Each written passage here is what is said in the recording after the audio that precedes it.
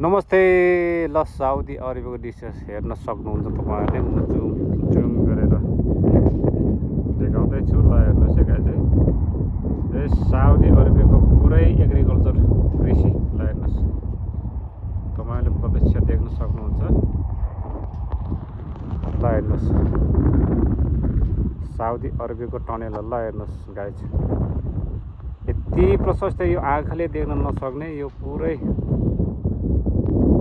Tabuk area. ल पारी यो डाँडै डाँडा हिउँ पर्छ, डेन्जर तालले पुरै शीतल हुन्छ।